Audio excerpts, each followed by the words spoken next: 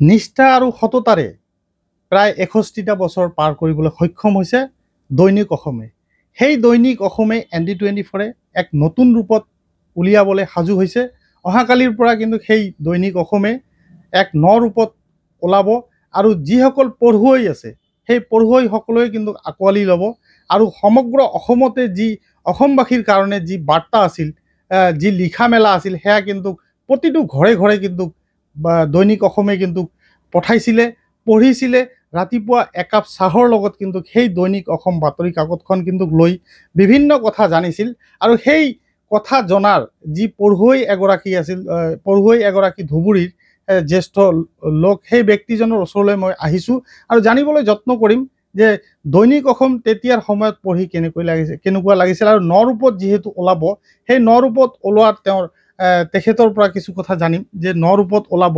দাদা, আপোনাৰ ওচৰলৈ আহিছোঁ।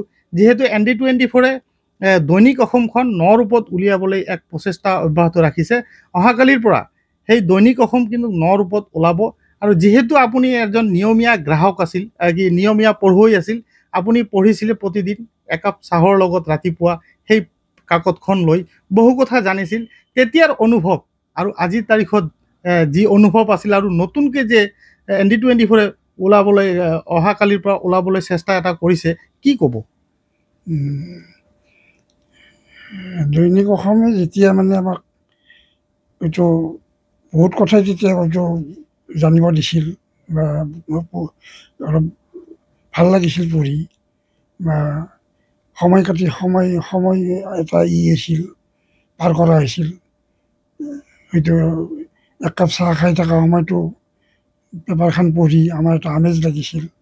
ঠিক তেনেকৈ এতিয়া ND20ও ঠিক তেনেকৈ টিভি চেনেলত থৈ দি আমিতো কিছু কথা জানি আছোঁ। তাৰ মাজেদি এতিয়া দৈনিক অসম সেইখনে ND20 যেতিয়া এটা নতুন প্ৰকাশ ল'বলৈ ওলাইছে, গতিকে এতিয়া হয়তো নতুন ধৰণে আৰু বহুত কথা আমি জানিব পাৰিম বা আমাৰ এইটো আগতকৈ এইটো অলপ বেছিয়ে ভাল লাগিব। এতিয়া নতুনত্ব বিচাৰিছে বা নতুন প্ৰজন্মই যেতিয়া প্ৰকাশ কৰিব তেতিয়া আমাৰ ভালেই লাগিব। তেতিয়া এইটো সমাজখনৰ এইটো বহুতখিনি আগবাঢ়ি যাব, সেইটো আমি কামনা কৰোঁ আৰু কি। তেতিয়াৰ কথাবোৰ আপুনি তেতিয়াৰ কথা আৰু এতিয়াৰ কথা বহুত হয়তো পাৰ্থক্য হ'ব পাৰে, বহুত কথা বেলেগ আহিব, এতিয়া বহুত নতুনত্ব আহিব। সেই নতুনত্বই আমাক নিশ্চয় এইটো আৰু বহুত কিছু আগুৱাই নিব। এতিয়া আশা কৰিছে আপুনি? সেইখিনি আশা কৰি বা সেইখিনি সমাজে হয়তো গ্ৰহণ কৰিব মোৰ বহুত বিশ্বাস, বা এইখিনি প্ৰকাশ হ'লে সকলোৱে হয়তো ভাল পাব, সেইটোৱে কামনা কৰোঁ আৰু কি।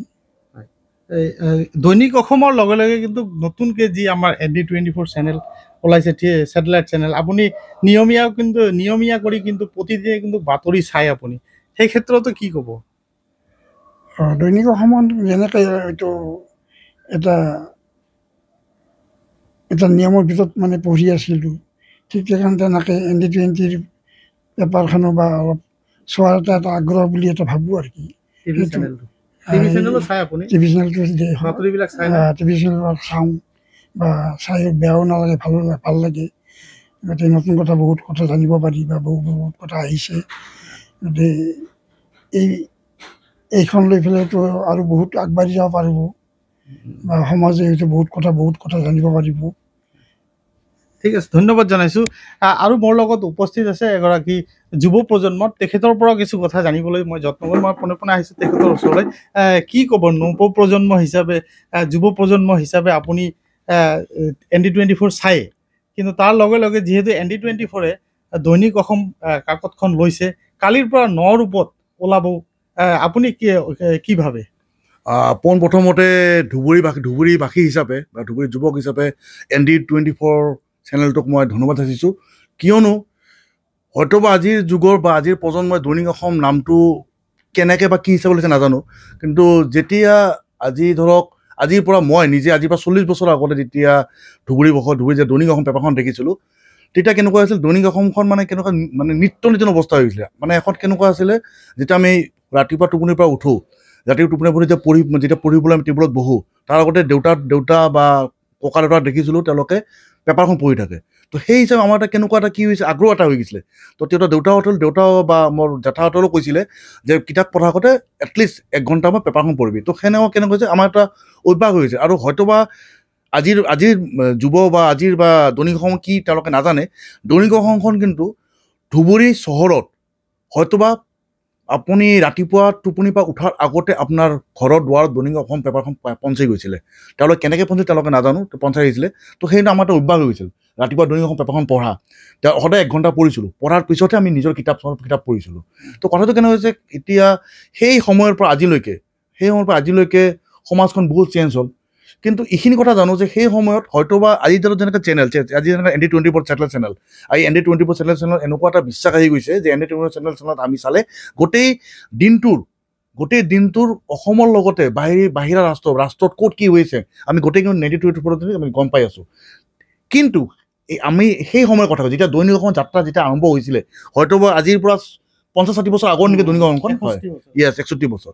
তো সেই সময়ত যেতিয়া পেপাৰখন আছিলে আমি কিন্তু দেশ বিদেশ তথা আমাৰ ৰাজ্যখন আমি পেপাৰৰ মাধ্যমে গম পাইছিলোঁ।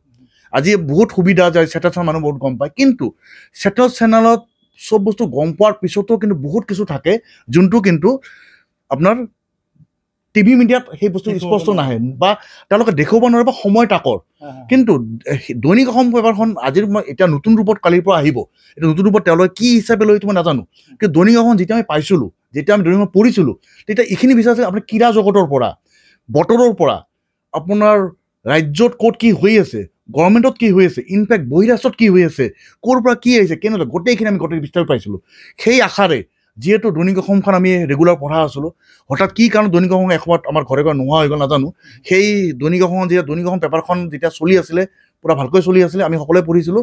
হঠাৎ কিবা কাৰণ নোহোৱা হৈ গ'ল। তাৰপিছত সেই সুযোগতে অসমীয়া প্ৰতিদিন, হয়তো আপোনালোকে নাজানো অসমীয়া প্ৰতিদিন বেছি পুৰণা নহয়, কিন্তু অসমীয়া প্ৰতিদিনৰ সুযোগ পালে অসমীয়া মানে ঘৰে আহি পালে। কিন্তু এতিয়াও মই এইখিনি বিশ্বাস আছে, অকল ধুবুৰীতে নহয়, গোটেই অসমখনতে দৈনিক অসমখন যদি বজাৰত যদি নতুন ৰূপত আহে, মই এইখিনি কথা কৈছোঁ, গ্ৰাহকসকলে আকৌ আকৃষ্ট হ'ব আৰু দৈনিক অসম পেপাৰখন ল'ব। কাৰণ মই এইখিনি কথা আৰু ক'ব গৈছোঁ, যেনেকৈ নিউজ লাইভ বা DY 365 চেটেলাইটটো যেনেকৈ আগবাঢ়ি গৈছে, তাৰ সমানে কিন্তু আইজত কিন্তু ND24 আগবাঢ়ি গৈছে। হয়তো আপোনালোকে জানে নাজানো। আৰু ND24 এটা বস্তু আপুনি যিহেতু ND24 পাৰে কৈছে, আপোনাক বেছি কোৱা হ'ব, বাট স্পষ্টকৈ সঁচা কথা কৈ আছোঁ। ND24 যিখিনি নিউজত যিখিনি প্ৰকাশ কৰে, তেওঁলোকে কিন্তু বিনা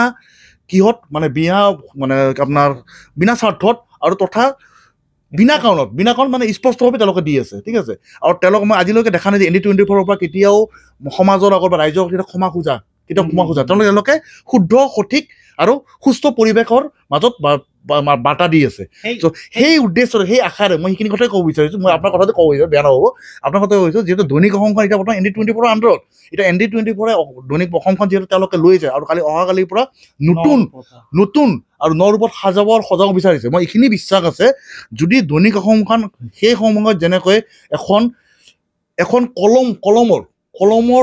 কলমৰ আকাৰেৰে ৰাষ্ট্ৰক চিহ্নিত কৰা এটা যেনেকৈ মাধ্যম আছিলে, ঠিক মই আজিৰ দিনত যেনেকৈ ND24 সমাজখন চলাই আছে, ঠিক সেনেকৈ পেপাৰখনেৰে অসমখনক নতুন ৰূপত সজেৰে আৰু শুদ্ধ সঠিক বাৰ্তা দিয়ে যেন। এইখিনিকৈ মোৰ বৰ্তমান এইখিনি সামৰিলোঁ। হয়, ধন্যবাদ জনাইছোঁ আপোনাক। নিশ্চয়কৈ ক'ব লাগিব, তেওঁলোকে কিন্তু দৈনিক অসম নিয়মীয়াকৈ পঢ়িছিল, লগে কিন্তু নতুনত্ব যি আহিছিল ND24, সেই ND24 কিন্তু প্ৰতিদিনে তেওঁলোকে যি নিউজ আছে, যি বাতৰি আছে, সেয়াসমূহ কিন্তু তেওঁলোকে দিনে ৰাতিয়ে চায়।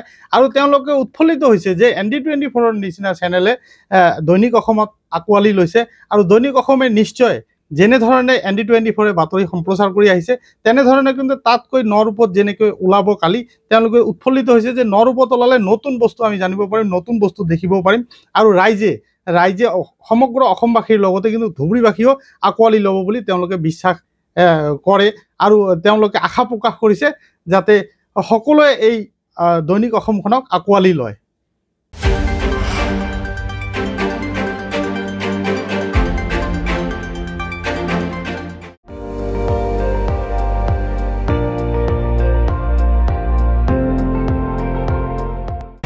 আপুনি চাই আছে ND24, সৰ্বশ্ৰেষ্ঠ নহয়, সৰ্বোত্তমৰ দৌৰ।